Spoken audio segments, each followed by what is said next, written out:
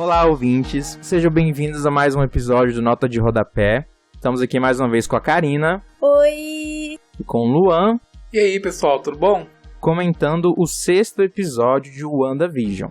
E vamos logo começar o programa de hoje, porque cair na realidade nunca fez tanto sentido quanto nesse último episódio.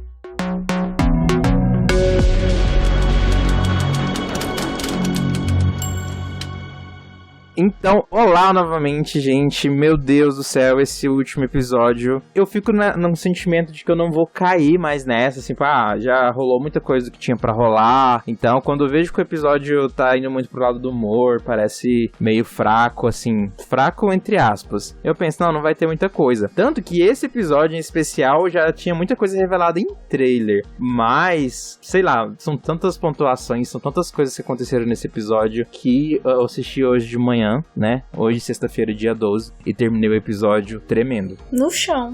Eu fiquei no chão, porque... Ai, meu coração aquece muito em ver Pietro.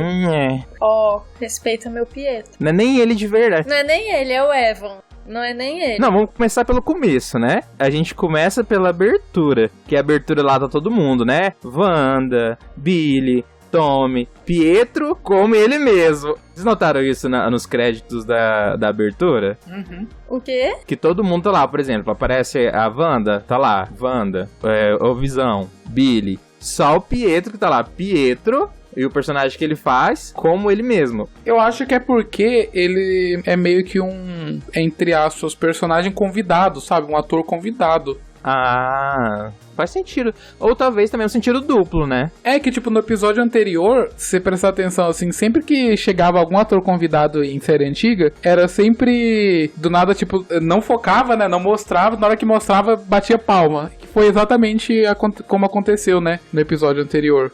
Inclusive, já que a gente tá falando da abertura, é legal falar que essa abertura é referência a Malcolm in the Middle, que é uma sitcom que fez bastante sucesso. Eu não cheguei a ver, mas eu lembro que muita gente fala bem dessa série, quem sabe algum dia eu acabo vendo. E foi um dos primeiros papéis do Bryan Cranston, né, de Breaking Bad. Foi um dos primeiros papéis dele, assim, que deu destaque pra ele, né. Em relação a essa questão do crédito do Pietro, é interessante, porque aí não ficaria gratuito, né, se for no sentido que eu falei, de ele ser, por exemplo, aquela tecla que a gente bate sempre, Mephisto, mas também de enganar, né, por conta da referência às aberturas de séries mais antigas, então fica aquele duplo sentido bacana.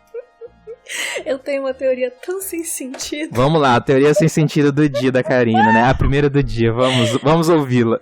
Não, essa tem que ser no final, porque tem que ter comentado o episódio inteiro pra depois falar essa teoria absurda. Absurda, mas que na minha cabeça em algum momento fez sentido. Estamos curiosos, vamos ver no final. Curiosos e com medo, né? Mas faz parte. Falando em Pietro ainda, eu amo tanto o Pietro. Que, assim, ver o Evan e daí as piadinhas, ele soltava as piadinhas assim, ó. Quando ele começava a soltar as piadinhas, eu já tava rindo. Ele nem terminava a piada. Eu já tava rindo. Ele é muito bom, né? Eu vou ser o do contra, porque eu acho tão que o ator tá fazendo o mesmo personagem em tudo que ele faz, que eu não consigo me conectar. Parece a mesma coisa, a mesma entonação de voz, enfim. Meu Deus, eu acho ele tão diferente aqui, tipo, diferente inclusive do Mercúrio dele, da Fox. É outro nível, tipo, que os dois são meio que piadistas, né? Mas é outro tipo de piada que ele tá fazendo aqui. Ah, isso é. Esse é um mais maduro, né? Sim. É umas piadinhas mais de tiozão, o outro é as piadinhas mais adolescente. Sem contar que é umas piadinhas que dão umas indiretinhas, né? Sim, nossa. Ou umas falsas indiretinhas. Assim, como a Agnes quase não aparece nesse episódio, meio que ocupa o papel dela de falar as coisas ambíguas, né? Sim. Ah, com certeza. Ela aparece pouco, bem pouquinho mesmo, né? Sim. Nossa, o que é o Billy começando, quebrando a quarta parede, conversando com a gente no início do episódio? Nossa, claro, aí o fanatismo não, né? Qual que é o termo correto? Fanservice, talvez? Não, a pessoa, porque eu não sou uma fangirl, né? Fanboy. Fanboy. Fanboy existe. Ali que entra o fanboy, porque assim, eu adoro o personagem e todo o episódio iniciado, ele apresentando ali, conversando com a câmera, já me deu uma coisinha no coração, uma emoção tão... eu não sei nem me expressar em relação a isso, só fiquei na torcida de que não acabe em WandaVision, né? Que ele realmente seja explorado no futuro do MCU. Tô muito empolgado. É totalmente o começo de um sonho, né? Sim! Bom esperar que dê tudo certo. E ele conquista o nosso coraçãozinho, segurando nessa quarta parede, que é referência de Malcolm, né? Eu não assisti muitos episódios de Malcolm, assisti bem poucos. Temos alguém que conhece de verdade. Ai, gente, criança de cidade que só fica assistindo TV. E Malcolm tinha essas quebras da quarta parede, né? Então, nossa, agora, realmente. né, que eu estou assistindo uma série que eu assisti, né? Eu consigo ver que a referência não é só nas introduções, mas também no jeito de filmar. Sim. Aí a diretora de arte dentro de você surta, né? Nossa! De felicidade. Na hora. E daí... Pietro entra com o estilo Nirvana, assim, que quando o Nirvana chegou, começou a colocar aquele grunge nas roupas, e eu olhei aquilo e eu falei, rapaz, eu tô na minha área agora, que eu... Anos 90, 2000, eu tô ligada. Agora a gente conversando que eu me dei conta que eu também assisti mal, que eu tava me sentindo uma pessoa de outro planeta, mas eu cheguei a assistir sim. Acho que aqui foi só eu que não vi. Só conhecia por nome mesmo. Eu assistia bem pouco, assim, lembro pouquíssimo da história. E era, tipo, as visões da Raven que eu assistia, assim, um cataquinho aqui, um cataquinho ali. E nunca peguei a história por completo, sabe? Mas é bom essas séries que são os episódios, assim, tem historinhas fechadas, né? Você não precisa de uma continuidade. Você pode fazer exatamente o que você fazia. Assistir um episódio, depois, daqui 2 semanas, pega outro episódio aleatório na TV de outra temporada, nem faz muita diferença. Hoje em dia que as sitcoms estão mais, diria, tipo, com histórias contínuas, né? Antigamente a maioria das sitcoms eram todas assim, né? Inclusive um comentário que eu vou ficar triste, assim, é porque a gente não vai ter espaço pra referências a The Office em WandaVision, né? E eu amo demais The Office, adoraria ter um The Office ali. Será que não? E que o próximo agora é 2010. Eu não sei o que eles vão fazer, porque aconteceu tanta coisa, eu não sei se vai dar pra voltar pra aquela, entre aspas, normalidade. Se fosse reproduzir um The Office, eu acredito que seria o Visão lá no escritório dele e tudo mais. Eu não consigo imaginar o Visão, a não ser que seja um controle forte ele mesmo da Wanda. Vai trabalhar! Não consigo imaginar. Esse episódio deixou a gente com muitas questões, né? Porque ao mesmo tempo que às vezes parece uma certeza de ser Mephisto, tem alguns indícios de pesadelo, tem alguns indícios de ceifador, que você fica tipo, meu Deus. E eu fiquei com muito isso na cabeça. Pode ser os 3 e 1. Que podia ser tipo, pegou os 3 pra fazer um só. E no final, quando acabou o episódio, eu fiquei tipo, tá, o que me respondeu esse episódio? Porque bem no começo do episódio, eles falam do Aranque, né? E o Aranque... Ai, gente. Quando falou Aranque, eu fiquei tipo... Não. Será que é isso? Será que eu estou entendendo certo? Na legenda, né? O Aranque vermelho no estudo de roteiro é pista falsa, né? São os artifícios que o autor coloca na história pra confundir. E que virou um clássico por causa dos romances da Agatha Christie, né? E existem... Que hora que é citado isso? Bem no comecinho, quando eles estão falando do que eles estão fantasiados, e aí a Wanda pega e fala que vai transformar o Pietro em um Aranque. Ah, tá. E daí, o Aranque, né, no roteiro a gente tem 3 tipos. O primeiro tipo é de identificação falsa, ou de identidades confusas, que eu fico pensando, será que é Pietro?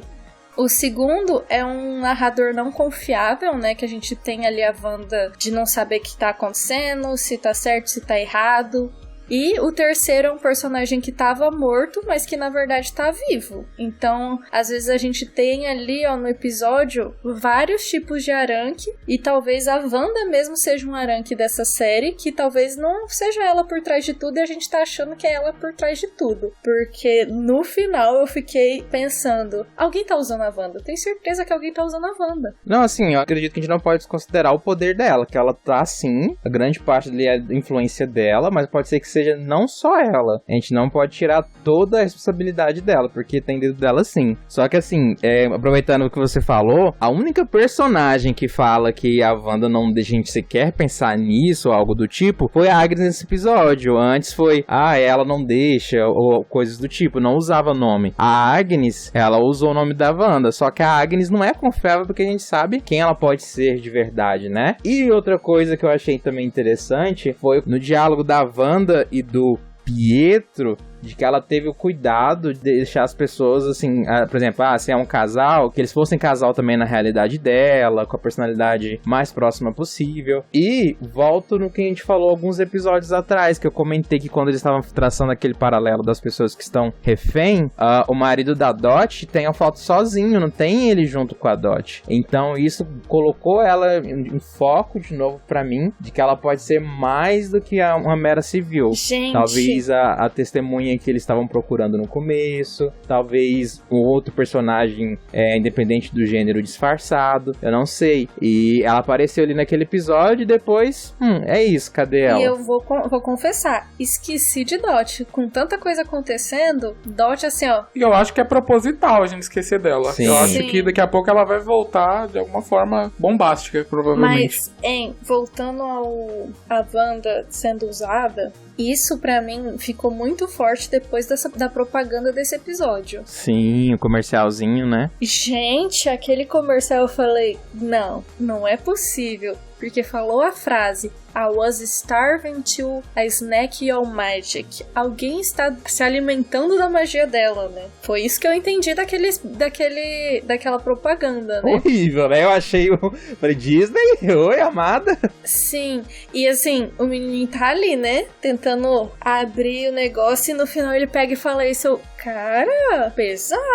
Eu acho que, tipo, o menino representa a Wanda, né? Tipo, acho que eu entendi isso. Bem claro, chega o Tubarão, que ele é provavelmente o vilão que tá...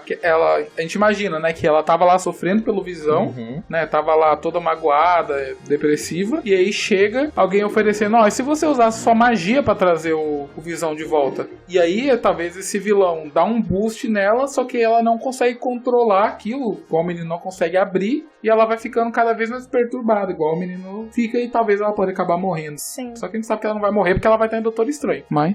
e na verdade, tipo, é aquela coisa que nesse episódio deixou muito claro, né? O Pietro deixou muito claro que ela os traumas dela, ela pegou tudo, né? Não soube lidar com nenhum trauma. Ele fala até essa frase que ela não soube lidar. Então é aquela coisa, ele pegou aquele menininho que tava com muita fome, a fome de algo, de alguém, né? Que ela perdeu e fala, a solução é isso aqui. Por que você não tenta usar isso aqui? E daí usa toda a sua força tentando usar aquilo ali pra matar aquela fome e no fim o tubarão tá se alimentando da mágica do menininho.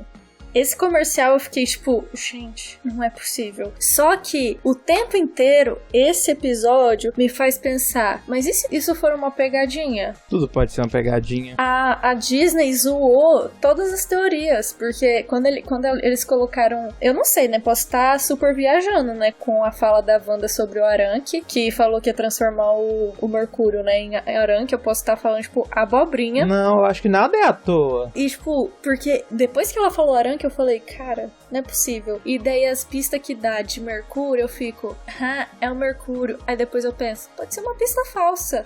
É o Pesadelo, pode ser uma pista falsa. É o Ceifador, pode ser uma pista falsa. No fim eu falei, vai ser tudo isso. É uma pessoa que eu nem sei quem é, mas vai ser tudo isso aí junto. Porque os sinais estão aí. Pra mim nunca que é ele. E como você falou, da questão da dica, desde o primeiro episódio, até as coisas mais banais que eram ditas, tinham uma dualidade ali. Eu não acho que ia ser uma coisa dita gratuitamente. Eu não acredito que ele seja o Pietro de verdade. Se chegar no final ele é um Pietro de alguma outra realidade, ou é o Pietro, enfim, que deu um jeito de encarnar em um civil, pra mim não vai fazer sentido. É alguém disfarçado. A minha teoria dos animais, se vocês perceberam que nesse episódio não apareceu um animalzinho sequer. Sim. E ele tá muito da pessoa manipulada. Você vê que as lembranças são diferentes quando eles estão conversando, que ele tenta passar a imagem pra ela de que a pessoa pessoa que a compreende, de que ela não tá errada, de que ela tá vulnerável, enfim. Não, e faz muita pergunta pra ela de como que ela criou aquilo ali, né? Não, e chamando gêmeos de demôniozinhos, gente.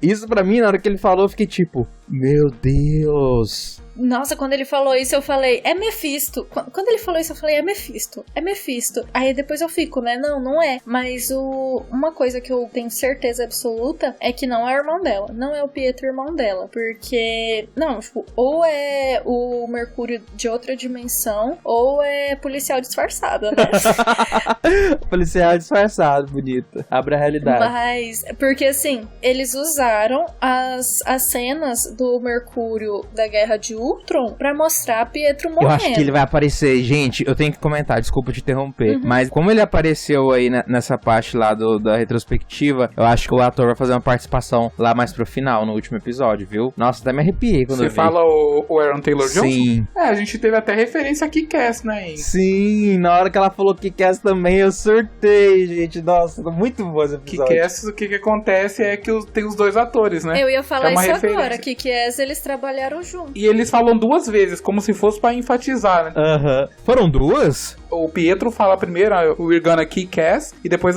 eles saem e a Wanda fala, kick ass? Ai, eu vi só da Wanda que eu prestei atenção. Não tinha prestado atenção do Pietro, não. Ela só repete o que ele disse. Ah, sim, dá pra sentir. Nessa mesma cena que eles estavam conversando antes, ele começa a perguntar pra ela, né? Tipo, onde você tava guardando todas essas crianças? Eles estavam dormindo porque não há necessidade de traumatizar eles. E aí, tipo, a gente sabe que, tipo, ele tem noção do que tá acontecendo, sabe? E isso reforça muito a teoria, tipo, talvez ele não ser o Pietro, dele ter noção ali que ele é outra pessoa, sabe? E que ele tá tentando enganar ela de alguma forma. Porque ele tem noção de tudo que tá acontecendo. E vocês veem que isso reforça a minha teoria. Reforça não, acho que é praticamente certeza a teoria que eu falei assim, que ela não ia criar as crianças do nada. Que é uma cidade normal, então as crianças provavelmente estavam dormindo, né? Ele praticamente confirmou essa teoria que eu tinha levantado no programa passado. E tem o pessoal meio que congelado lá.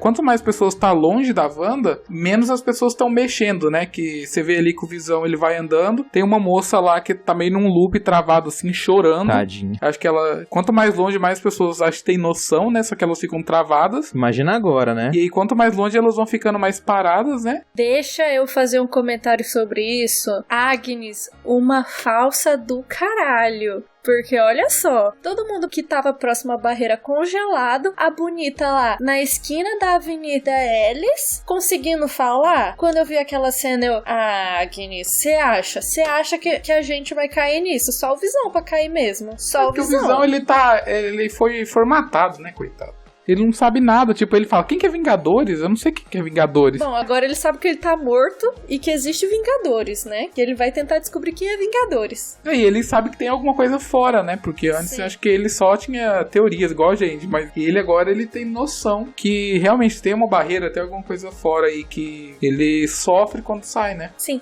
e voltando à teoria dos Pietro lá, que aparece o Pietro que eu tenho certeza, porque apareceu Pietro de Guerra de Ultron e depois aparece o Evan. Aí aparece esse Evan e depois a Darcy, quando a Mônica pergunta quem que é esse, a Darcy fala, é o irmão da Wanda. E daí pega e fala, mas ele errou a cara. E eu falei, rapaz, ou é um universo paralelo, ou eu tenho certeza que é uma pessoa disfarçada, policial disfarçada, mal disfarçada. Isso eu acho que é. Eu acho que, sei lá, talvez ela trouxe a alma dele de volta só, sabe? Alguma coisa assim. Ou é aquilo que é alguém de Westview que, pelo desejo dela de trazer o irmão, mas pela falta de possibilidade, por não ter o corpo dele, foi, tipo, o mais próximo possível, né? E aí, o fato de ser o Evan Peters é só... fanservice ali, né? Isso, é só um fanservice.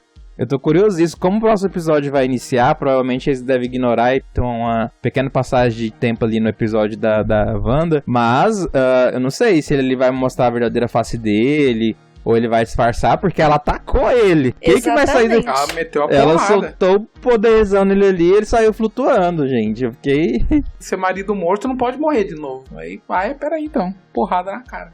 E isso também faz eu pensar que é policial disfarçado. E assim, gente, pra ser sincero, no fundo até ela sabe. Porque se ela não tivesse, eu acho que ela, tipo assim, ela tem 80% de certeza que não é o verdadeiro irmão dela. Porque se ela sentisse que era o Pietro, nunca que o irmão dela, depois de voltar dos mortos, assim, ela ia atacar ele dessa maneira. É mais aquela questão de querer acreditar nesses 20%, mas você percebe ela bem descrente, só pra não ter aquele atrito, só pra não ter a vidinha que ela construiu ali desorganizada. Vocês lembrem que, tipo, nos quadrinhos, né, a criação dos gêmeos, eles são fragmentos da alma do Mephisto, que depois ele, acho que ele quer eles de volta, não é? Tem uma coisa assim? Exatamente. Aqui, o que o Pietro ficou fazendo o episódio inteiro? Atiçando as crianças pros poderes deles se desenvolver. Sim. Você vê que no começo do episódio eles não demonstram não ter nenhum poder. Só que aí ele fica meio que atiçando, meio que treinando eles, entre aspas, que aí do nada o Tommy começa a correr, ele descobre que ele tem a velocidade. Na hora que o Visão tá lá atravessando a barreira, ele começa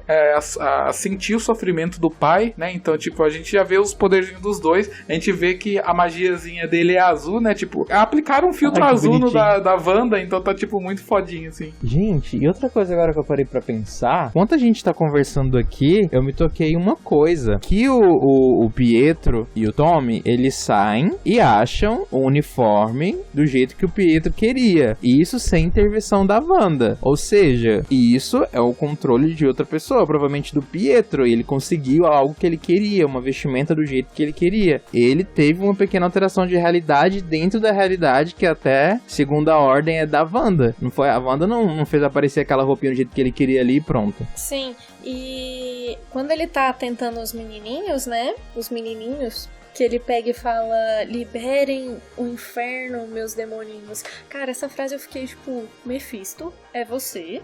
Porque assim, aí depois eu fico, é cilado isso aí, porque eles não iam deixar tão na cara. Karina, você tem que colocar assim em mente, assim. Primeira coisa, provavelmente ele não é o Pietro. E segunda coisa, ele não sendo Mephisto, Ceifador ou qualquer outro vilão, ele estaria ocupando a posição que seria do Mephisto. Que no MCU Sim. eles fazem muito isso. Na verdade, não é nem tão importante, porque a gente vai descobrir só no final qual que é o vilão que tá por trás disso. Porque não é a Wanda sozinha, né? Mas, independente de quem seja, é um vilão ocupando a posição que o Mephisto tem nos quadrinhos. Que isso pra gente tá bem claro, né? Sim. Ai, gente, mas eu, como diretora de arte, queria muito que fosse Mephisto, assim, só pra dar o gostinho de ver a caracterização desse personagem, como eles fariam. Só esse gostinho, assim, a maquiagem, eu tenho altas ideias. Disney me contrata.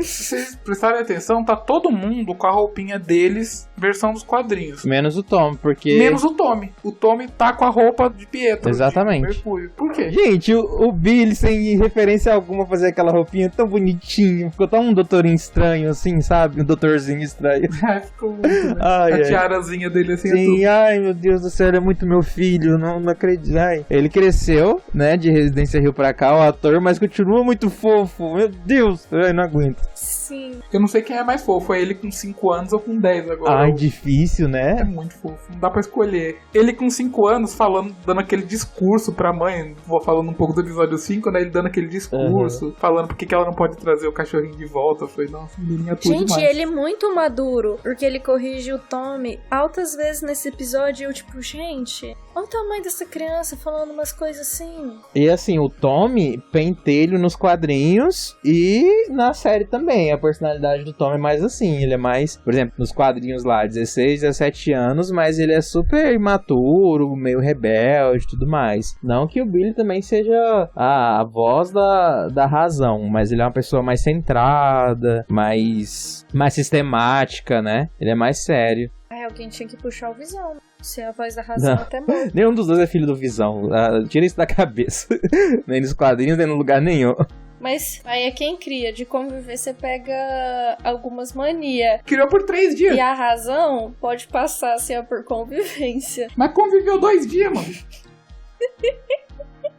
mas a questão dos laços afetivos e da formação biológica. Então, lá, o aparato ali neurobiológico deles é condizente com tal idade. Então, eles podem pensar como crianças de 10 anos, isso é fato. Mas a questão do laço afetivo, esse tempo não foi acompanhado junto com essa questão afetiva para ser desenvolvido. Então, por exemplo, eu quero dizer, ok, eles têm a inteligência e a capacidade de uma criança de 10 anos, mas não tem envolvimento afetivo com ninguém que seja assim, tá bom, a criação do Visão fez isso acontecer. Por outro lado, a questão biológica também é importante no desenvolvimento dessa personalidade. Então, eles podem não ter muita convivência com a Wanda, mas eles têm uma predisposição genética ali, tem o DNA da Wanda de verdade, enquanto que do Visão não. Entendi.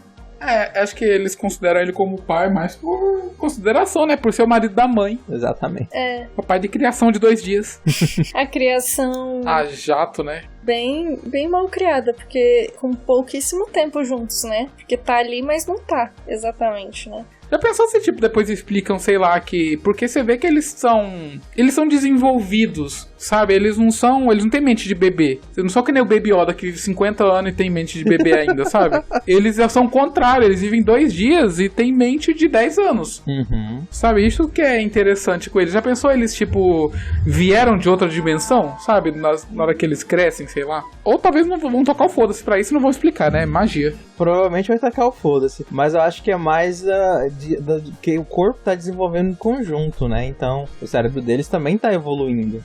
O cérebro deles também tá evoluindo. Então, eles já tem ali uma... pode ser isso. Ao mesmo tempo, tem a questão da mãe mostrar o que ela quer mostrar, o que já é uma parte da formação deles, digamos assim, né? O que não é estranho, porque o que eles conhecem é aquilo ali, mesmo que sejam dias. A gente tem que pensar da seguinte ordem. Como eles se desenvolveram para os 10 anos, eles têm uma maturidade de crianças de 10 anos, né? O corpo deles, o cérebro deles são de crianças de 10 anos. Agora já aspecto de tempo, de vivência, de experiências, quem entregou de mão beijada, entre aspas, foi a Wanda. Então ali tem uma parte do que ela deu a eles, né? E tem a parte do que eles estão preparados para lidar. Então isso acaba entrando numa questão muito existencial, né? Porque é aquilo que nós somos, o que nós vivemos. Nós somos as nossas experiências. E as experiências deles são de quê? De dias. Mas ao mesmo tempo, para eles, pode não ser de dias, né? Pode ser como se fosse memórias que pra gente que tá vendo de fora ali podem parecer curtas, mas pra eles pode ser toda uma vida vivenciada que pra eles faz um sentido, e pra gente que tá vendo de fora, tanto aqui como telespectador do seriado, como os telespectadores do seriado lá do mundo real da série, nunca vai fazer sentido, vai fazer sentido só pra eles. Porque tipo, eu não lembro como que é o ditado, não lembro nem se é um ditado, mas pra tipo... Sei lá, imagina pro seu cachorro aí, pro seu pet. Pra ele, você é meio que o deus dele, sabe? Porque ele é tudo que ele conhece, é a gente, sabe? Faz sentido isso? Então, tipo, pra eles, aquilo lá é vida porque é o que eles conhecem. Eles não conhecem nada além disso. É o que eles conhecem de vida. Exatamente. Esse é o ponto. Sabe, tipo, talvez até vai dar muito drama bacana pra ser tratado nos Jovens Vingadores ou nos filmes que eles tiverem, essa questão deles, sabe? Tipo, como que eles vão agir com outras pessoas, com outros jovens, sabe? Vai ser muito bacana de acompanhar. E 30 anos de memória, às vezes, não é bom. Porque, assim, eles devem ter todas as memórias fresquíssimas ali. Porque até 3 dias atrás eu consigo dar uma lembradinha, né? Das coisas que aconteceram agora 30 anos atrás. Pois é. A gente entra num... É complexo, né? É uma conversa bem complexa. É complexo, porque assim, o ser humano tem consciência das coisas, né? É difícil comparar com outras espécies que têm expectativa de vida bem mais curtas que a nossa. Mas ainda assim, não sei, é como eu tinha falado. Pra eles, possa vir fazer sentido dentro do mundinho deles, né? Dentro daquela realidade qual estão presos. Quando saírem dali, se eles não morrerem até o final da série, vai entrar uma crise existencial ferrada, porque a passagem de tempo vai ser totalmente diferente do que eles vivenciaram até aqui, né? Vamos ver como eles vão conseguir desenvolver isso. Eu vou quebrar o Kevin Feige na porrada se essas crianças morreram no final dessa série, viu? Assim... Pelo amor de Deus. Vai ser diferente. Não vai ser o Billy Campbell, não vai ser o Tommy, que se soube o nome dele agora. Vai ser os Maximoff, porque é totalmente diferente, né? Eles são reencarnações, cada um tem sua vivência. O Tommy cresceu sem pais. se eu me lembro bem. O Billy é judeu, né? Tem uma família super bem estruturada, mas sempre sentiu a falta de alguma coisa, né? E no caso, aquele sentimento... ele não tinha um sentimento, eu sou a reencarnação da Feiticeira Escarlate. Não é isso. Mas ele sabia que tinha uma conexão com essa heroína que ele vai descobrir só depois já no final da adolescência, de que ele é a reencarnação da filha dela. Mas, por exemplo, ele só desenvolveu os poderes pela primeira vez por causa de bullying que ele sofria na escola, de um garoto homofóbico. E foi aí que ele soltou uma espécie de raios, né? Até então, por isso até que ele começou com a alcunha de Asgardiano. Uma coisa, porque assim, os Jovens Vingadores, eles começaram como se fosse reproduções do seu herói favorito, digamos assim, né?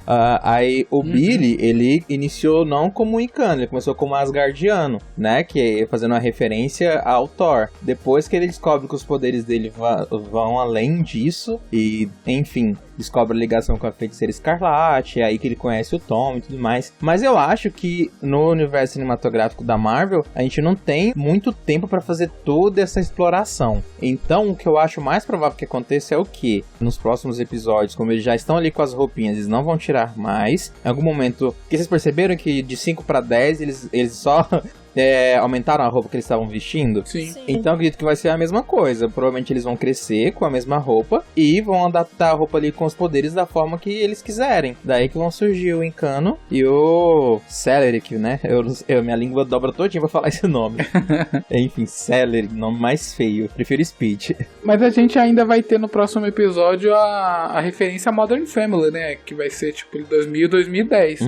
De pelo menos Modern Family. E tem mais uma série que eu quero falar sobre, que eu espero que seja inspiração também, mas pra isso a gente antes vai ter que ir lá pra fora do Rex pra tratar um pouquinho do que o pessoal lá fora tá fazendo, né? Depois que a Wanda saiu no episódio anterior, fez lá, apontou todas as armas pro diretor, ele volta puto e manda sair o Jim, a Mônica e a Darcy. Eles saem, né? Começam a fazer aquele plano lá, porque a amiga ou amigo da Mônica, a gente não sabe, mas agora tá todo muito confuso, porque ela fala Guy, e Guy é geralmente pra referir a homem, né? E em português tá o cara também, referindo ao amigo dela, mas enfim. Eles acabam tentando ir atrás, só que aí a Darcy fica pra trás porque ela quer descobrir mais coisas sobre o Hayward, né? O diretor. Ela descobre, né? Tem um detalhezinho que mostra que ela enviou o que ela descobriu pro Jimmy, né? Então, tipo, provavelmente no próximo episódio a gente vai descobrir o que tá acontecendo, qual que é o podre do diretor que ela descobriu, porque ela descobriu algum podre forte dele.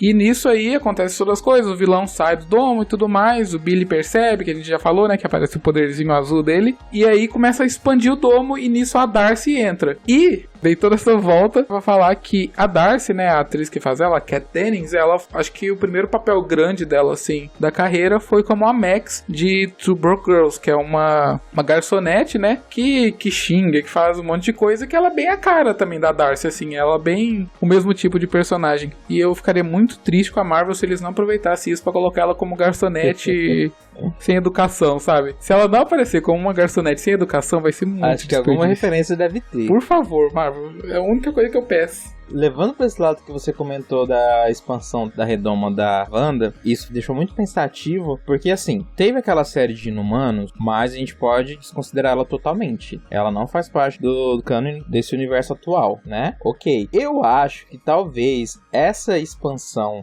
da bolha da Wanda pode despertar poderes em algumas pessoas e servir como a névoa terrígena, né? Que é a responsável por dar poderes a seres humanos que tinha isso latente, mas não desperto, né? Não mas ativo. Não desperto, né? Aí me perguntam, mas isso do nada? Não, eu acredito que o que é a base dos Inumanos? Até onde me lembro, eles são frutos de experiência Kree, né? Até que aparecem no primeiro filme da Capitã Marvel e tudo mais. Então, talvez os descendentes dessas pessoas que no passado passaram por essas experiências têm essa espécie de gene, não sei se pode ser chamado de gene, mas não tinham os poderes despertos.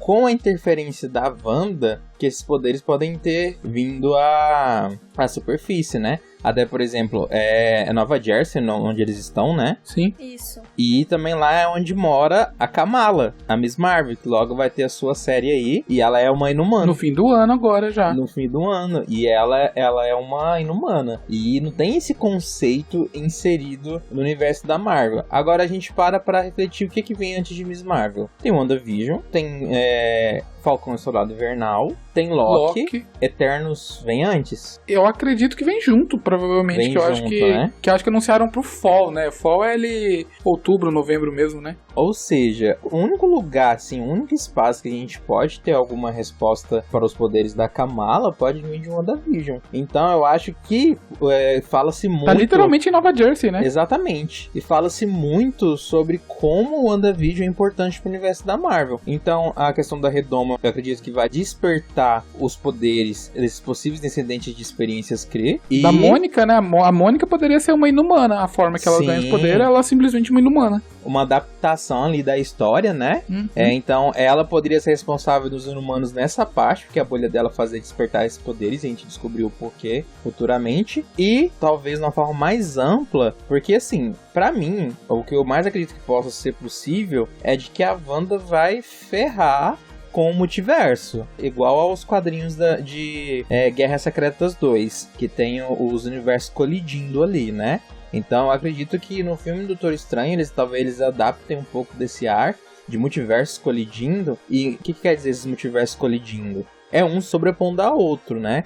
Então, por exemplo, hoje o Miles Morales só existe no universo regular dos quadrinhos ali, que também existe o Peter Parker, o Homem-Aranha, por causa dessa colisão de mundos. Então pensa que de alguma forma eles possam adaptar isso pros X-Men, né? Eles possam existir aí em um outro multiverso, estão ali. E eles acabam sendo puxados para essa linha que a gente acompanhou até então. Acho que seria interessante uma explicação para a inserção dos mutantes no universo cinematográfico da Marvel.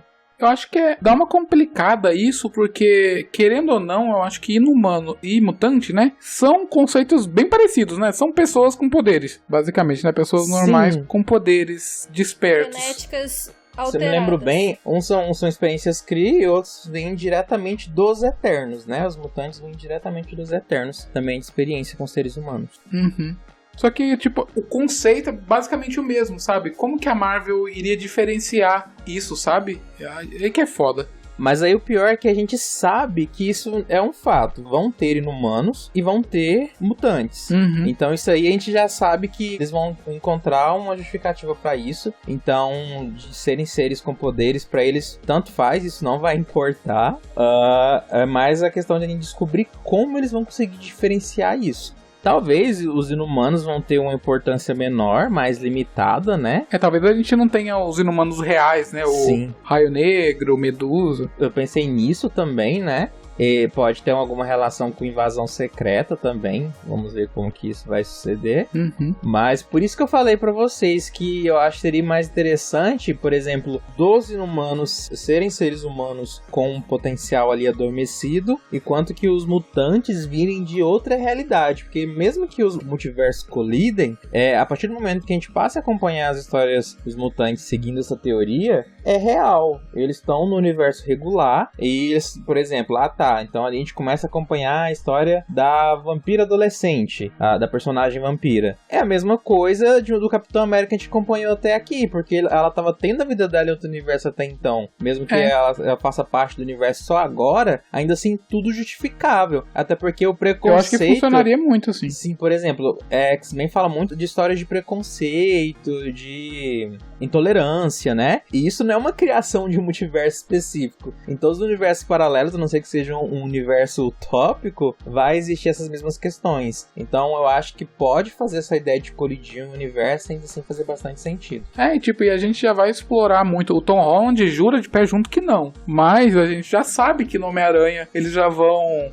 trabalhar com multiverso, que no Doutor Estranho tá literalmente no título, e que esse é realmente um caminho que eles poderiam usar pra inserir os mutantes, né? Resta saber se o Kevin Feige vai seguir por esse caminho ou se ele vai sei lá. Eu acho que funcionaria das duas formas, sabe? Tipo, sei lá, da Wanda ativando os poderes de ser humanos ou ser mutante também. Pra ser mutante também funcionaria, sabe? Se eles não quisessem misturar os conceitos e criar só um. Mas aí eu vejo um problema, sabe, Luan? Por causa da construção. Porque a gente não vai ter uma passagem de tempo muito grande. E os X-Men, os mutantes, eles sofrem desde a infância a perseguição em relação aos poderes deles. Então, se fosse pessoas que... Não, então, mas o que eu... A minha ideia, tipo, isso que eu tava falando agora é que talvez, já pensa, tipo, seria uma ideia de manter esses dois lados.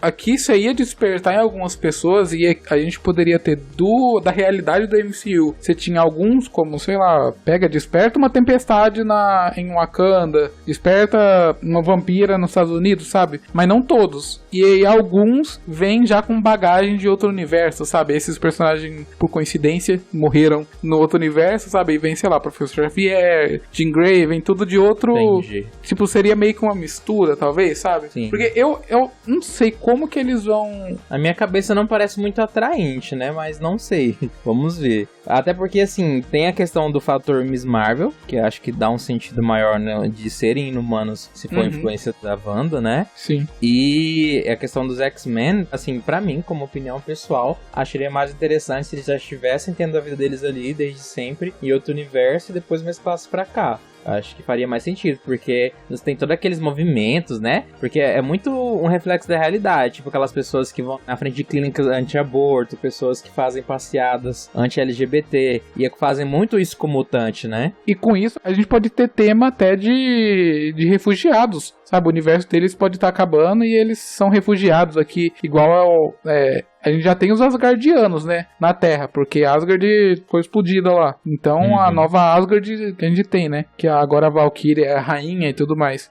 Então, tipo, daria pra tratar ainda mais essa questão de... Já foi tratado até um pouco no Capitã Marvel, né? Que tem os Skrulls, né? Que estão sendo caçados, eles são vítima de guerra também. A gente já vê que é um conceito que tá bem sendo explorado no MCU, né?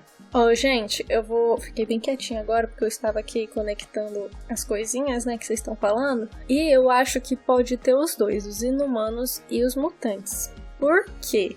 Eu assisti o episódio e fui fazer minha tarefinha de casa, né? Vi lá a Darcy descobrindo um arquivo chamado Cataract, fui pesquisar, falei, que caralhos é isso, né? Porque como eu não li quadrinho, eu já fico tudo lá pra mim, é alguma coisa que tá em quadrinho e que eu não tenho referência, né? E daí eu fui pesquisar o que era.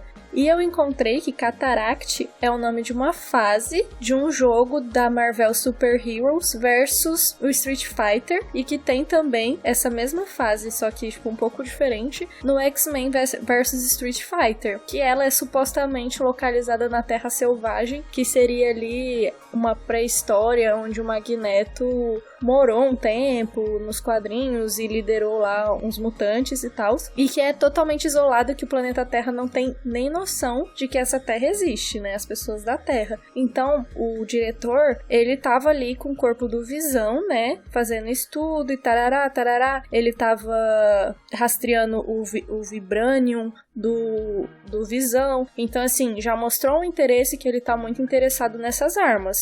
E em X-Men, eu lembro do desenho, né? Só assisti o desenho e os filmes. Eu lembro que também tinha uma parte do governo que queria usar os mutantes como arma, que era também uma parte do vilão do Magneto, que ele fazia uns trabalhos pro governo e depois juntava com o Xavier. Tipo, o Magneto tava ali quando convinha ele, né? Então o Magneto usou muitos mutantes como arma, né? E deixou o governo usar muitos mutantes como arma. Então, talvez, o que a Darcy achou foi esse arquivo de mutantes que ele tá pesquisando pra fazer estudos pra fazer arma, né? Porque ele tava ali com o corpo do Visão estudando pra, sei lá, recriar um Visão ou recriar um Ultron que fosse uma arma pra eles ali. Eu pensei isso agora, né? Porque antes eu estava fazendo teorias, nada a ver.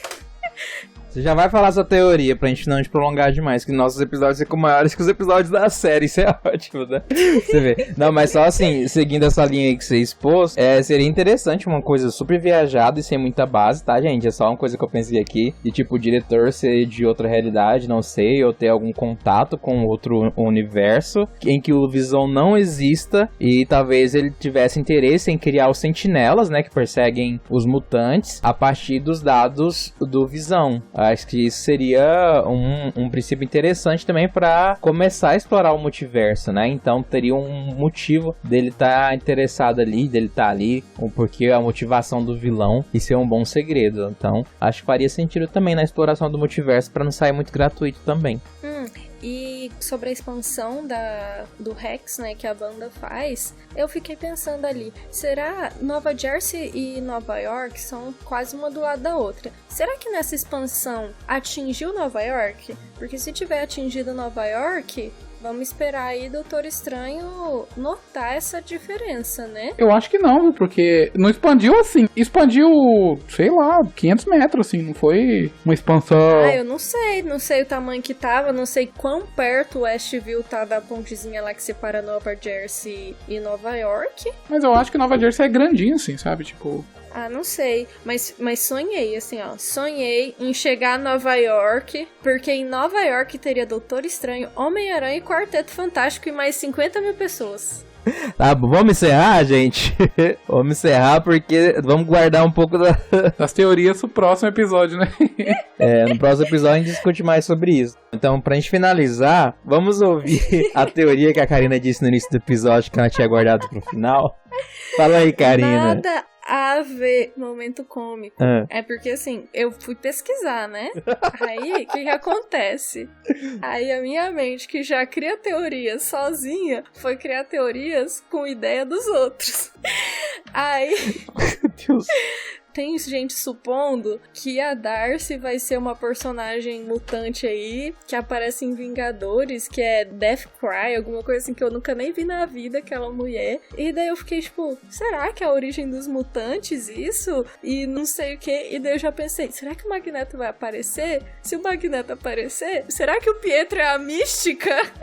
Sobre a Darcy, eu pensei, assim, de talvez mudar, porque, assim, atualmente, nos quadrinhos, a líder da Sword é Abigail, ela é uma mutante, mas eu pensei que talvez na MCU eles pudessem adaptar e a Darcy executar o mesmo papel que ela tem atualmente nos quadrinhos como a Inumana, partindo assim da premissa de que ela ganha poderes agora que ela entrou na redoma da Wanda, né? Mas a gente só vai descobrir no futuro. Mas assim, gente, já tô dando uma tristezinha porque eu reclamei tanto da série ser semanal e ter uma semana de espera, mas aí a gente já vai pro 7º episódio na semana que vem. A série já tá sentindo o cheirinho do fim, assim, o conflito ali tá acabando. Já tivemos muitas respostas, muitas novas dúvidas, mas já tô com saudade antes de acabar. Temos 3 episódios, tô ansioso pelo próximo, ao mesmo tempo não quero que acabe. Sim.